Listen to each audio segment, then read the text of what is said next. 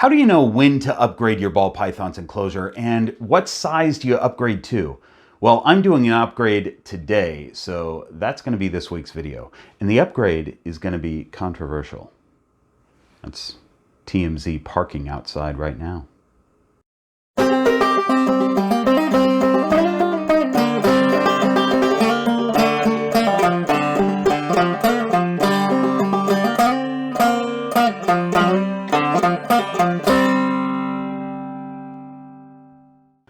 I'm Bob Bledsoe, and behind the camera, as always, is my brother Kent, who is mad because he was cut off in the last video. I was telling people to like and subscribe, and you just cut me off. I mean, it wasn't me. Future Bob is the one who does the edits, so I don't know what to tell you. It was annoying and needed to be cut. Here's why this upgrade is a little controversial. Because Lydia Dietz is not really up to size to be upgrading her enclosure. She is about 5 months old and just over 200 grams is all. Normally, with the enclosure that she's in right now, I'd be looking at upgrading at about 300 grams. But the reason is her personality. She spends a lot of time roaming her enclosure. And it's not, sometimes ball pythons will roam their enclosure all day long, and that usually means that they're stressed out. She doesn't really do it out of stress because she spends a lot of time in her hide as well. But out of all my ball pythons, she is the one that I see out during the day, and especially in the morning. She'll be out roaming around, and when I open her lid, she comes out onto my hand and seems to enjoy, just checking things out. So I bring her out almost every day, sometimes a couple times a day, which is not recommended for ball pythons, especially ones that stress, but she doesn't really stress. Oh, look at that yawn. That was great. She is totally fearless and so cute. I hope she yawns again. I think she yawned in the last video. She comes out and roams around. She's totally fearless and has she's never defensive or anything. And I think that she can use the space of a larger enclosure. So what I'm going to do is I have a upgraded tub. We're going to talk about what that tub is, but it's one that she can be in for most of her youth until she's a full-grown adult and I move her to a V70 tub. I think she's going to be happy in a bigger tub that she can cruise around a little bit more and explore a little more. And like I mentioned in my, I think in the how to set up a tub video, too big is fine as long as you have plenty of clutter. Now she doesn't always hide behind her clutter, but I want to give it to her anyway for her to use if she wants to use it. But we'll just see if it works, and if it doesn't work, I'll move her out. So let's get to it. I use really useful boxes. I have a few of these. I don't know that I'll stick with them. I'll probably use more Vision tubs as I get more racks. But I found some of these. They're not easy to find in the United States. They're from the UK, but I like how flat the bottom is. I like the height that you get. They're 6 inches high. And these lids are really sturdy. No snake is going to push these lids up in the middle and escape. So this one, by the way, I was looking at this. I just put her in and picked it up, and she cruised around a little bit, and I realized that she is about the length of one end and one side, which is the rule. If your snake is that big, they should be upgraded. So really, even though a lot of people use these 9-liter, this is a 9-liter rub, a lot of people will use these for a snake up to about 300 grams. She's long enough for an upgrade too, and she's only 200 grams. So this one is a 9-liter, and the dimensions are 14 by 10 by 6 high. She's upgrading to a 22.5 liter, and those dimensions are 24.5. Hang on. She's upgrading to a 24.5 liter, and those dimensions are 22.5 by 15 by 6. So quite a bit bigger floor space than this, and I think she's going to really like it. So as it turned out, she was ready for an upgrade as far as her length, but most ball python owners wouldn't upgrade them to a tub that's more than 2.5 times the size of the current tub that the ball python's in. So that's the controversial part. That's what TMZ is going to be interested in. Let's go pop some holes in the bigger rub. They call them a rub because it's a really useful box. So rather than calling it a tub, they call it a rub. So I'm just out in the garage here, popping holes in this tub. You don't want to do this in the house. Obviously, I'm burning holes in rather than drilling holes. And you don't want the fumes in the house. You don't want any kind of smoke in the house with snakes. Incense, candles, any of that stuff. So I'm just making holes in the front and the back for now, and then we'll check the humidity. Their current tubs have holes in the front and back, and that's all they needed. I may need more in this one though. I've got a pretty humid house. In that room at least. It's pretty humid. So we'll see how it goes. Quick message from the future. Yeah, that tub needed holes all over it. As I was coming back in from the garage from this soldering iron adventure, I noticed a long, strong spider web across me, like a black widow spider web. And I was like, where is the spider? And then I realized it was a string from the plastic coming off the soldering iron. I do not like spiders though. Now you know how I feel about snakes. Yes, Kent, but I don't work for a spider company. If you owned Kent's Tarantula Emporium, I wouldn't work there. Mom said I needed to find a job. So how do you know when it's time to upgrade your tub? A lot of it has to do with the personality of your snake. You're going to go by size, for one thing. When your snake gets this long, that long, that's when you need to look at upgrading your tub. You may have a really shy snake, though, that's not a great eater. And when you go for that upgrade, they quit eating altogether. Or maybe they're a great eater, and you go for the upgrade, and they quit eating. That probably means that they need to be back in their other size. And with Lydia Dietz, I think she's going to do well in this, but if she doesn't eat, I'll put her back in the other size. So really it's knowing your snake. And if you have owned a snake long enough to upgrade their tub, you're going to know their personality and you'll kind of know what works for them.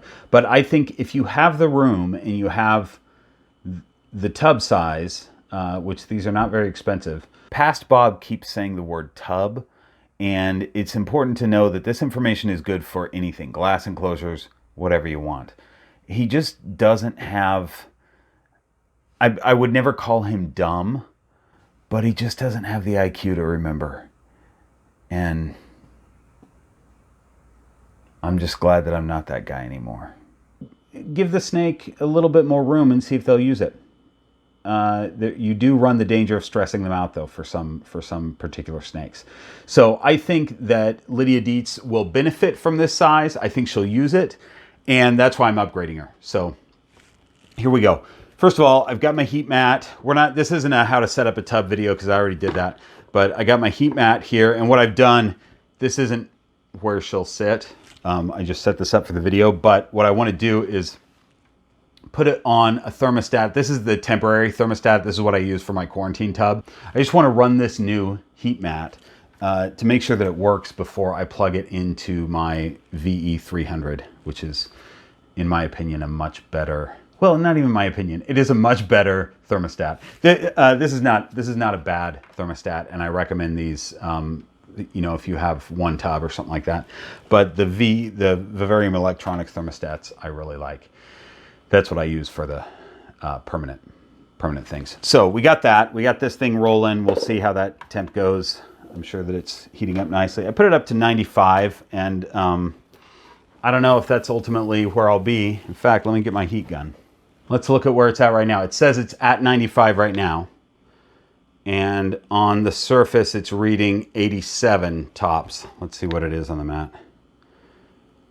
That's crazy. It's 101 on the mat, according to this heat gun.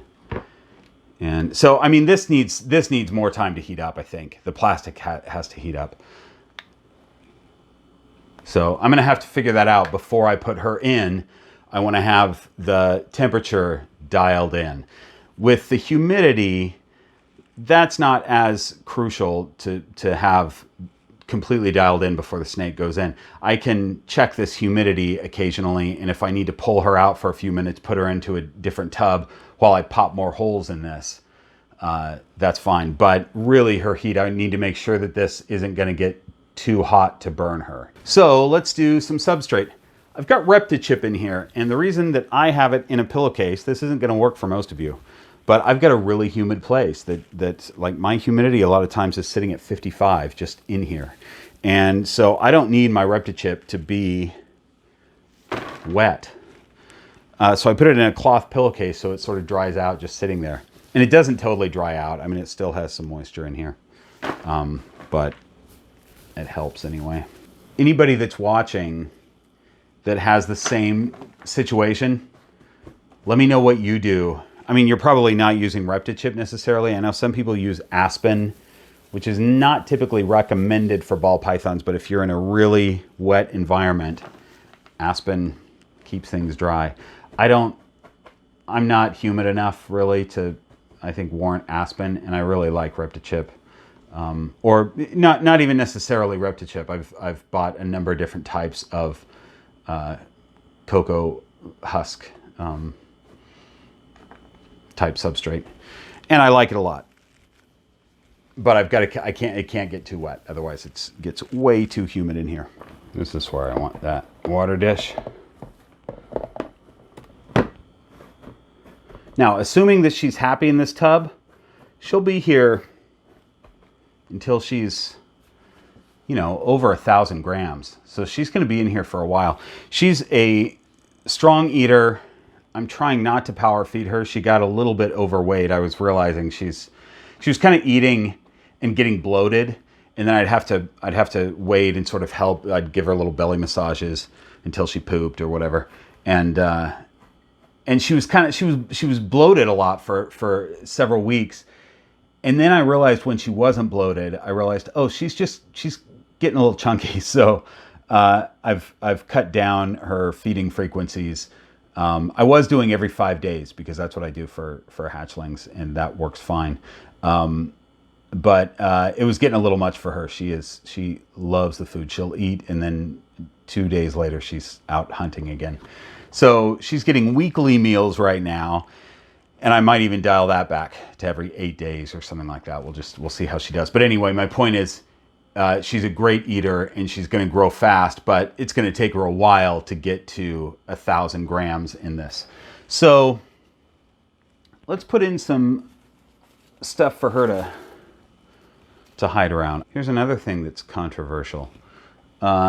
I have 2 different hides for her. Now, you heard me say in my video on setting up a tub that you want to have the exact same style hides on the cold side and the warm side, and you do.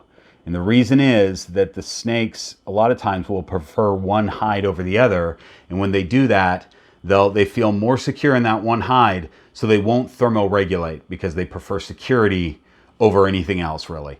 So if they feel more secure in one hide that you gave them, they're not going to thermoregulate. I fairly recently, I had her in 2 little hides that I made out of meal prep containers. They're just flimsy plastic, and she's always moving them around and flipping them over and stuff like that. So I went, well, I've got one heavier hide. It's a Exoterra hide, and I'll give that to her, and we'll see what she does with both hides. And she uses both hides still every day. She switches from hide to hide, so it hasn't been a problem. But you know, there are always exceptions to these rules. I mean, I shouldn't say that. It depends on the rule. All right, let's grab her, and we'll grab her hides and see if she likes this. Wait, I want to do one more cork bark here. So I've got this piece, which I like. This is a cool little... This kind of thing does not count as a hide, by the way. You can buy these in a lot of stores. Usually they're just a regular piece of wood that's rounded. It's not a hide. The reason it's not a hide is it doesn't close them off. The ends are still open, and they just don't feel secure. But they do like to play on them and crawl through them. So they're great to have, but you still need 2 hides if you have that. I don't know if it fits. It's not going to. I'm not going to worry about it.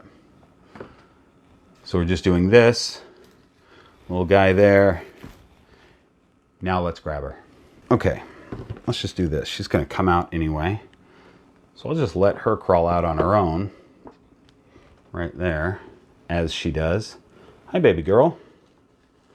She, you know, I have some snakes. Freya, for example. You've met Freya if you've seen my videos. Freya is really docile, is tolerant of being held and things like that. But when I let her crawl around, when she's tongue flicking and checking things out, if she comes near me or my hand, she'll never crawl on it. She'll turn away and go the other direction. Not that she's scared. She doesn't like flinch and run away. She's not scared, but she clearly, that's not where she wants to be. Whereas Lydia Dietz here right now, you can't see, but right now she's on my fingers and crawling onto my hand, which she does all the time. That doesn't mean, I'm going to do a video on behavior shortly. Here's that hide, by the way. This is a big heavy hide that I don't know if I would buy more of these, but I just had it. And I mean, I like it. It's good for her right now. Her 2 hides are going to be switched out for 2 regular, relatively heavy black hides that I have on order. What was I saying? I was saying something that, oh, now I'm going to have to, dang it. If I don't think of it, future Bob might have to finish my thought. God, he's just so dumb. Oh, it had to do with her crawling out onto my hand. I don't remember it. The point just had to do with behavior. The fact that Lydia will come out onto my hand doesn't mean that she necessarily likes to be out or wants to be out all the time. It just means that she is as comfortable being on my hand as she is anywhere else exploring, which is relatively rare for a ball python. Look at her, she's a cat. She's crawling along the top there. God, he's just so dumb. Okay, so here's the food prep box, little food prep thing that I cut off and put a little hole in. These are great for temporary hides for snakes. So we'll put that on that side. This was her little water dish that she's no longer going to use. I wanted to keep her hides the same for now. Oh, and her thermometer, hygrometer. I wanted to keep her hides the same for now because they smell like her. I didn't clean them off or anything. And I also, you know what else I'm going to do? Speaking of which, this was in her other container that I just pulled out. So I'm going to put that in there also because that smells like her. So now she's got a massive area to explore compared to what she had before, and I think she's gonna really like it. I'm gonna, before I put this in its spot and close it up for good, I'm gonna make sure that this heat is all set. And also, you know, I have it right now on her on this little box. When it's set on its heat mat and everything, I have a towel that goes over the top. I don't cover the sides for her because she doesn't really need it. And she may not need the top covered, but I have her lower. I have her at about waist height, or actually knee height, I guess. So when I walk by that tub, I'm above her, and anytime I come at the tub, I'm coming from on top. And as mentioned before, snakes are born with genetics that sort of tell them that anything that's above them coming down on them is going to murder them. So even though I don't think she's ever flinched at me, I don't want her to ever think that I am a bird that's coming to murder her. So the point is, I'll put a towel over the top. I think for a lot of ball pythons, probably most, you would want to put construction paper or something like that on the side. I'm not going to for her because I think she's going to be fine where she is. She's going into her hide right now. In fact, here, take a look. There she is right now, going in to check out her hide. And that's the setup for now. We'll see if that works. So that's it. She's officially upgraded and she seems to be enjoying it. Kent, do you have any questions? Can I have my own upgrade, like a pay upgrade? What have you ever done here that would warrant an upgrade? I can do sign-offs. I'm like a marketing genius. Okay, I'll give you a shot. Let's see the sign-off. Smash that like button. Stomp the crap out of a subscribe button. Tap comment section with a comment. I mean, I appreciate the message. And I do hope that you all like and subscribe and comment if you'd like. But yeah, I don't think we need that kind of energy, Kent. I'm sorry. I gave it my all. I'm out of breath here. I don't know what you want from me. Just come up with something else. I mean, fine. God. All right. See you all next time.